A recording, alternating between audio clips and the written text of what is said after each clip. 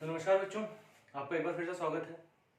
Last class के अंदर अपन ने पढ़ा था चार्जेस और उनसे रिलेटेड उनकी कुछ प्रॉपर्टीज के बारे में। आज जो टॉपिक हम पढ़ने जा रहे हैं वो होगा उन मटेरियल्स के बारे में जिनके अंदर चार्ज फ्लो कर सकता है या चार्ज फ्लो नहीं कर सकता है। So today we will classify the material on the basis of their conductivity of charges. So let me write it over here, classification of material on the basis of their conductivity. So on the basis of their conductivity, material is being classified into four parts. ठीक है, सबसे पहला हम देखेंगे ऐसे materials जिनके अंदर आपके चार्जेस फ्लो कर सकते हैं। Okay, and the flow of charges known as electric current. It means ऐसे मटेरियल जिनके अंदर चार्जेस फ्लो कर सकें, they will be a conductor of electricity. ठीक है, ऐसे मटेरियल जिनके अंदर चार्जेस फ्लो कर सकता है इन टर्न्स इट दैट कि आपकी इलेक्ट्रिसिटी उसके अंदर फ्लो कर रही है। ठीक है, so we will write it over here. Classification first is conductor. ठीक है, so conductor are those materials in which electricity can flow. ठीक है, कंडक्टर्स ऐसे मटेरियल्स होते हैं जिनके अंदर इलेक्ट्रिसिटी फ्लो हो सकती है। तो डेफिनेटली कुछ ऐसे मटेरियल भी होंगे जिनके अंदर इलेक्ट्रिक करंट फ्लो नहीं हो सकेगा। ठीक है, they are known as bad conductors और इंसुलेटर्स। बैड कंडक्टर्स और insulators. Okay, now what makes conductor to conduct electricity? ऐसा कौन सा पैरामीटर है जो हेल्प करता है कंडक्टर्स को इलेक्ट्रिसिटी को कंडक्ट करवाने में, या किसी एक मटेरियल की वो ऐसी कौन सी प्रॉपर्टी होती है जिसकी वजह से वो इलेक्ट्रिसिटी को कंडक्ट करवा सकता है। ठीक है, तो वो प्रॉपर्टी होती है उस मटेरियल के अंदर उसके अवेलेबल फ्री इलेक्ट्रॉन्स। ठीक है, so the free electrons availability, free electrons availability.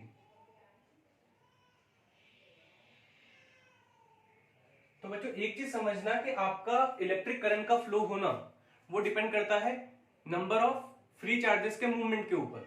ठीक है, या फिर अगर मैं बोलूं तो नंबर ऑफ फ्री इलेक्ट्रॉन्स के ऊपर, because electrons are the charge carriers. Electrons जो होते हैं वो आपके चार्ज कैरियर्स होते हैं। तो जिस मटेरियल के अंदर जितने ज्यादा फ्री इलेक्ट्रॉन्स होंगे वो उतना ही ज्यादा इलेक्ट्रिसिटी को कंडक्ट करेगा। So what are this free electrons? ठीक है, ये फ्री इलेक्ट्रॉन्स होते क्या है? ठीक है, तो इस चीज को कुछ इस तरीके से समझेंगे हम कि हर एलिमेंट जो होता है उसकी जो आउटर मोस्ट शेल होती है उसको बोला जाता है वैलेंस शेल।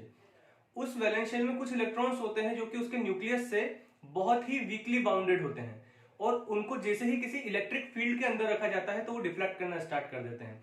तो वो जो लूजली बाउंडेड इलेक्ट्रॉन्स होते हैं न्यूक्लियस से, उन्हीं को बोला जाता है आपका फ्री इलेक्ट्रॉन्स। तो हम बोल सकते हैं कि जो आपके कंडक्टर्स हैं उनके अंदर इन लूजली बाउंड इलेक्ट्रॉन्स की अवेलेबिलिटी काफी ज्यादा होती है।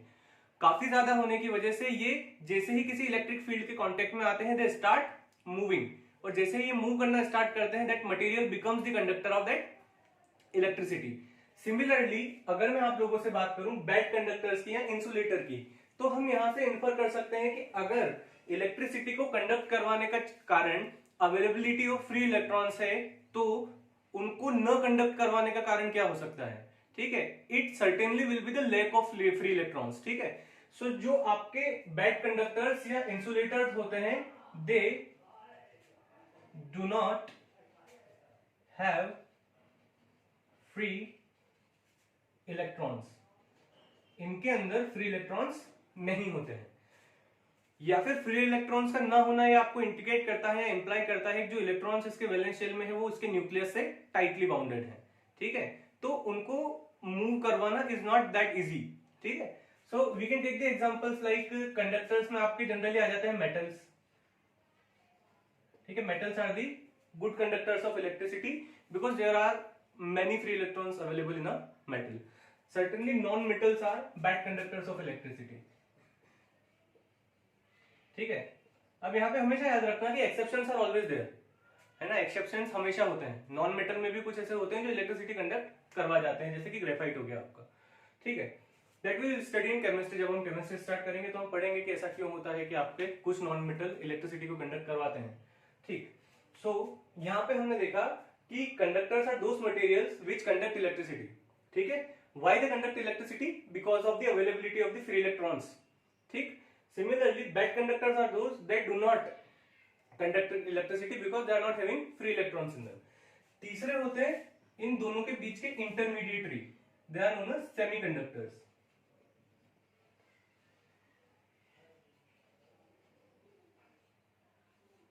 ठीक है। Now semiconductors are some conductors that are lies between the conductor and the insulators, ठीक है।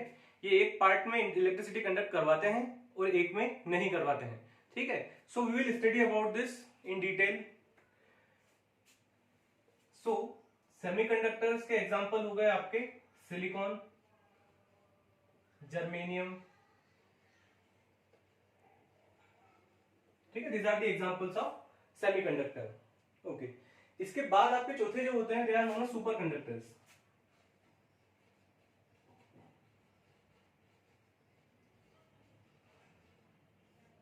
ठीक है। देखो नाम से ही क्लियर हो जाती है कई चीजें हम लोगों को कि सुपर कंडक्टर क्या हो सकता है, ठीक है। तो सुपर कंडक्टर क्या हो सकता है आपका कि जिससे रेडिली इलेक्ट्रिसिटी कंडक्ट हो जाए, ठीक है, जिसमें बिल्कुल भी ऑब्स्ट्रक्शन या तो ना हो या फिर न के बराबर हो, ठीक है। It means they will be having billions and billions of free electrons, ठीक है। So we can say that super conductors are super conductor of electricity, ठीक है। जो आपके सुपर कंडक्टर होते हैं वो सुपर कंडक्टर होते हैं इलेक्ट्रिसिटी के, क्यों? क्योंकि दे आर हैविंग बिलियंस and billions of free electrons, ठीक है। तो this can be understood from like this, इस तरीके से आप इसको समझ सकते हैं। तो this is the classification of material on the basis of their conductivity. अब जो अगला टॉपिक हम पढ़ेंगे that is one of the most important topics of this chapter, that is electric potential. तो बच्चों what do we understand from this term electric potential? Before understanding this term we have to go through this word। हमको इस word से पहले होकर गुजरना होगा कि आपका पोटेंशियल क्या होता है,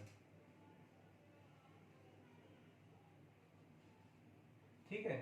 तो एक चीज समझना आपका कि ये जो वर्ड पोटेंशियल होता है वो आपको सेम सेंस देता है जैसे लिक्विड देता है आपको हाइड्रोस्टैटिक्स में और टेम्परेचर देता है आपको हीट में। It gives the same sense, ठीक है। वो आपको सेम सेंस देता है किसके जैसा, जो आपको क्या देता है लिक्विड किस में देता है, हाइड्रोस्टैटिक्स में। हाइड्रोस्टैटिक्स मींस जिसमें हम किसी फ्लूइड के बारे में या लिक्विड के बारे में बात कर रहे हो जो कि रेस्ट की कंडीशन में हो, और टेम्परेचर देता है हमको हीट के अंदर, ठीक है। इन दोनों के एग्जांपल के थ्रू हम इलेक्ट्रिक पोटेंशियल को समझने की कोशिश करते हैं। तो सबसे पहले मैं आपको लिक्विड का एग्जांपल देके बताता हूं, ठीक है। So let us consider two containers, ठीक है। यहां पे दो कंटेनर्स लेके चलते हैं ऊपर, ठीक है। ये दोनों आपके पानी से भरे हुए हैं,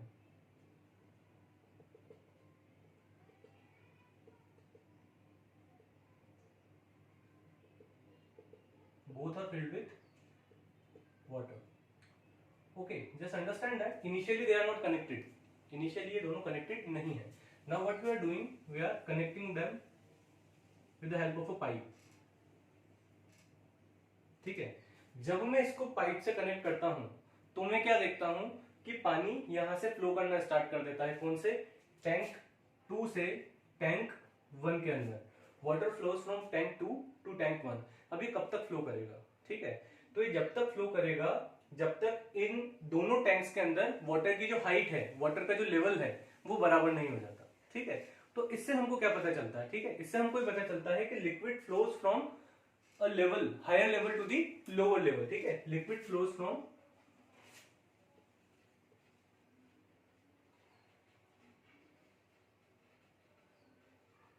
हायर टू लोअर लेवल। इसी को हम समझने की कोशिश करते हैं हीट की टर्म्स में, ठीक है। और in other words in the terms of temperature.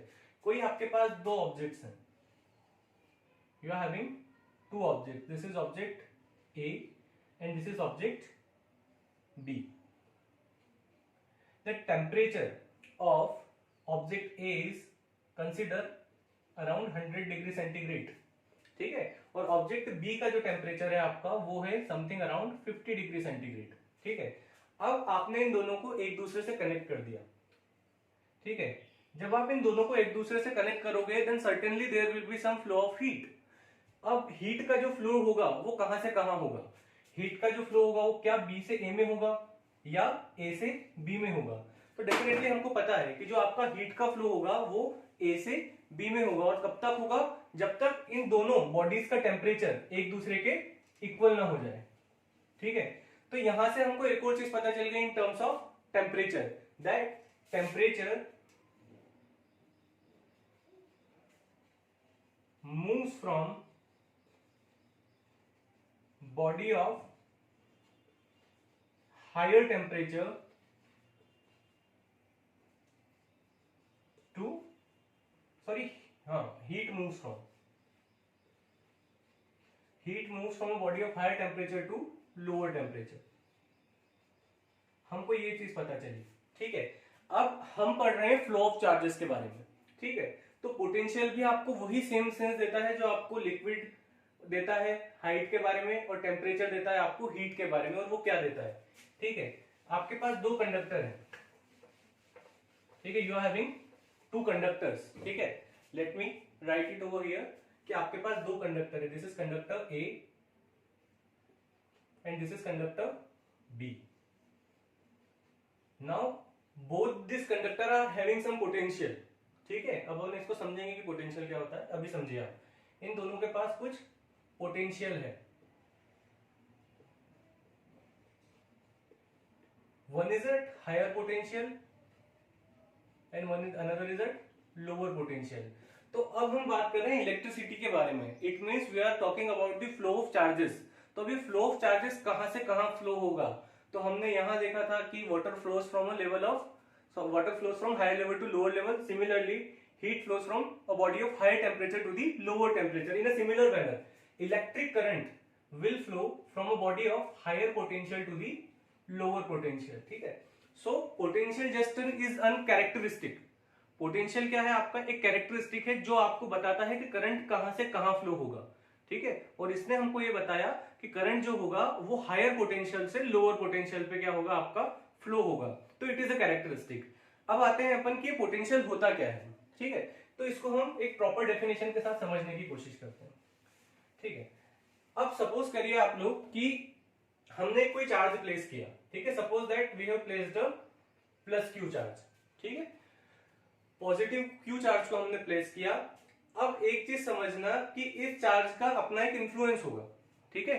अगर इसके पास कोई दूसरा प्लस चार्ज होगा तो वो उसको रिपेल करेगा, ठीक है। या फिर अगर इसके पास में कोई अगर एक नेगेटिव चार्ज होगा तो उसको ये क्या करेगा?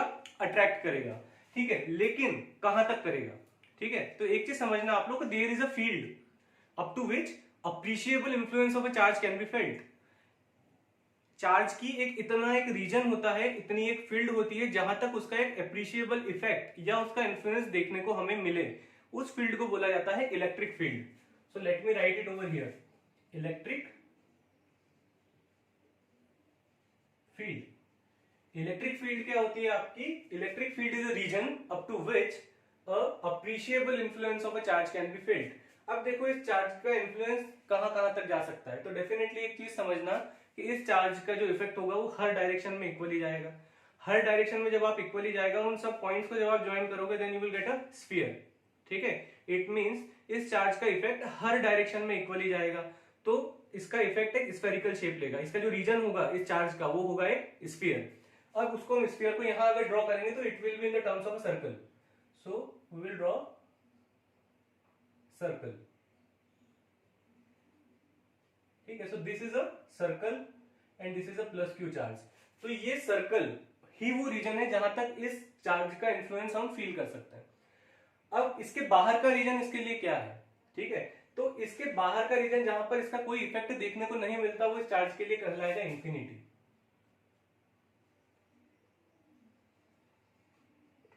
ठीक है, anything beyond that region is known as infinity.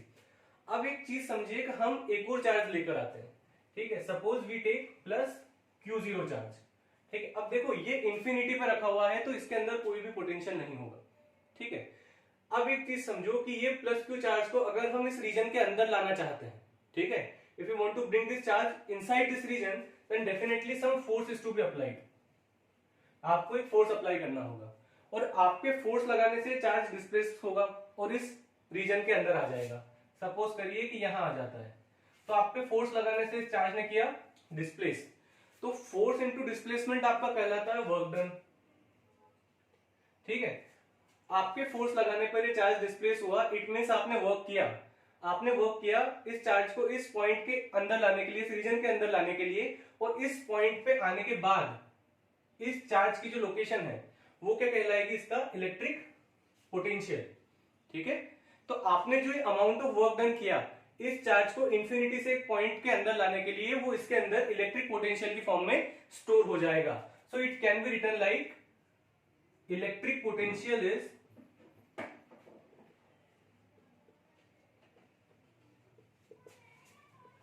amount of work done in bringing a positive unit charge from infinity to a point, ठीक है। इंफिनिटी से एक पॉइंट पे लाने के लिए जो मैंने वर्क डन किया वो इस पॉइंट के लिए इलेक्ट्रिक पोटेंशियल की फॉर्म में यहाँ पर आकर सेव हो जाएगा। इसको डिनोट कैसे किया जाता है इलेक्ट्रिक पोटेंशियल को, तो इसको डिनोट किया जाता है V के साइन के साथ, ठीक है। और जैसा कि आपकी डेफिनेशन बोलती है कि electric potential equals to the amount of work done, और ये वर्क डन में किसके साथ कर रहा हूँ, चार्ज के ऊपर कर रहा हूँ, तो it will be work done on the charge. तो electric potential can be written as work done on a unit positive charge in bringing it from infinity to a point inside this region।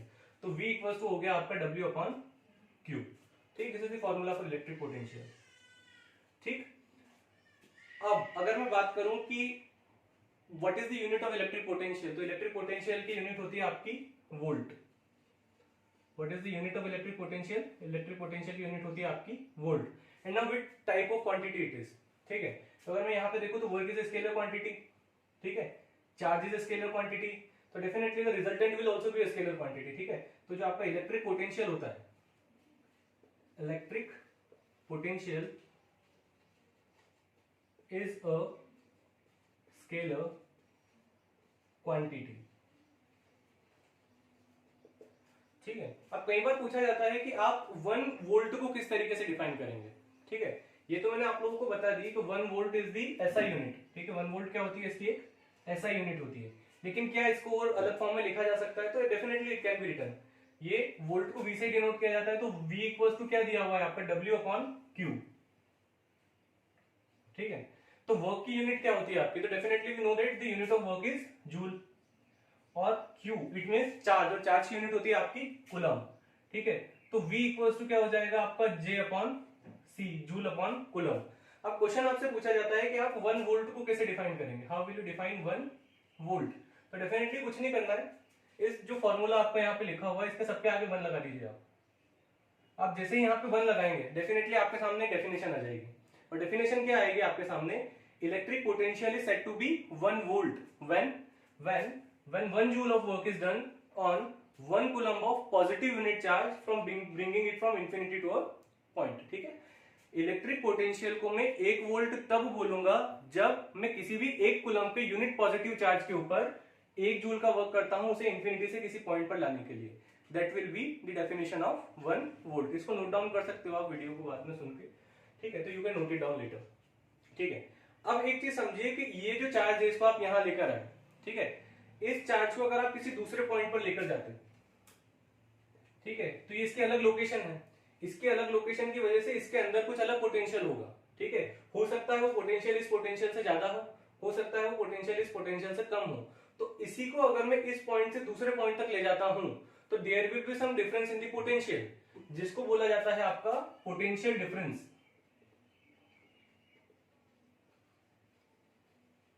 या फिर यहीं से ले सकते हो आप। ये जो चार्ज आपका इंफिनिटी पे रखा हुआ था वो इस रेंज के अंदर नहीं था, इट मींस कोई वर्क डन इसके ऊपर नहीं किया गया था। कोई वर्क डन इसके ऊपर नहीं किया गया, it means it is having zero potential. इसका जो पोटेंशियल था आपका जीरो था। इसको आप एक पॉइंट से दूसरे पॉइंट पर यहां लेकर आए, तो आपने जब वर्क डन किया तो इसके अंदर कुछ पोटेंशियल आया, तो जो पोटेंशियल जीरो से बड़ा definitely it will be greater. तो ये हो गया आपका हाई पोटेंशियल पे और ये हो गया आपका लो पोटेंशियल पे। तो इन दोनों को जब आप माइनस करोगे, इसमें से जब आप इसको माइनस करोगे तो definitely some difference in potential will be there. इसी को क्या बोला जाता है आपका पोटेंशियल डिफरेंस। और करंट हमेशा फ्लो करता है from a region of high potential to low potential. ठीक है, हाई टू लो फ्लो करेगा हमेशा। ठीक है, और पोटेंशियल डिफरेंस की भी यूनिट आपकी सेम होगी, जो वोल्ट होती है वही। ठीक है, तो बच्चों ये क्वेश्चन आपके सामने लिखा हुआ है, इस क्वेश्चन को मैं पढ़ के बता देता हूं आपको। How much work is done in moving a charge of 2 coulomb from a point at 118 volt to a point at 128 volt. तो एक चीज समझो, यहाँ पे आपको 2 पॉइंट दिए हुए हैं। ठीक है, एक का पोटेंशियल दिया हुआ है आपको 128, एक का पोटेंशियल दिया हुआ है आपको 118। इट मींस आपको समझ में आएगा कि एक आपका हायर पोटेंशियल पे है, एक आपका लोअर पोटेंशियल पे है। तो वर्क डन का फॉर्मूला क्या है आपके पास, वर्क डन इक्वल्स टू, या फिर अगर मैं बात करूं V की, V का फॉर्मूला क्या है आपके पास, W अपॉन Q। ठीक है, this is the formula for V। अब ये V जो होगा ये किसके बराबर होगा, ये जो V होगा आपका इन दोनों पोटेंशियल के डिफरेंस के बराबर होगा। सो V इक्वल्स टू हम लिख सकते हैं 128 माइनस 118 वोल्ट के बराबर। तो यहाँ पे V की वैल्यू आ जाएगी आपकी 10 वोल्ट। ठीक है, बाकी वैल्यू हम यहाँ पे सब्स्टिट्यूट कर सकते हैं। V की वैल्यू आपने रख दी यहाँ पे 10, W आपको गिवन निकालना है और चार्ज आपको दिया हुआ है 2 कूलम। तो W इक्वल्स टू क्या हो जाएगा आपका 10 into 2, so W will be equals to 20 joule. तो आपको कितना वर्क डन करना पड़ेगा, आपको वर्क डन करना पड़ेगा लगभग 20 जूल के बराबर। एक क्वेश्चन और देख लेते हैं इससे रिलेटेड, आप लोगों को और ज्यादा क्लियर हो जाएगा। We are having this question, how much energy is given to each coulomb of charge through a 6 volt battery. ठीक है, यहाँ पर अगर आप ध्यान दो तो यहाँ पे आपको दिया हुआ है ईच कूलम। ईच कूलम का मतलब होता है 1 coulomb charge. It means Q की वैल्यू आपको कितनी दे रखी है, 1 कूलम दे रखी है। ठीक है, और देखिए यहाँ पे आपको वोल्ट में दिया हुआ है, वोल्ट में दिया हुआ है, it means it is the potential. So V equals to कितना दिया हुआ है आपको 6 वोल्ट। और अब आपसे क्या पूछा है, आपसे पूछा है how much energy is given. ठीक है, तो आपने 9th क्लास के अंदर पढ़ा होगा वर्क एनर्जी इक्विवेलेंस। ठीक है, तो जितनी एनर्जी होगी उतना ही वो क्या करेगा, वर्क करेगा। तो ultimately you have to find the work done in this question also. So work done कितना हो जाएगा आपका Q इंटू V के बराबर। ठीक है, so it will be equals to 6 into 1, so work will be equals to 6 joules. Okay, so this is the answer of this question. तो I hope कि आप लोगों को आज जो अपन ने पढ़ा वो समझ आया होगा। ठीक है, अगले वीडियो में हम बात करेंगे इलेक्ट्रिक करंट के बारे में। ठीक है, सो धन्यवाद आप सभी का।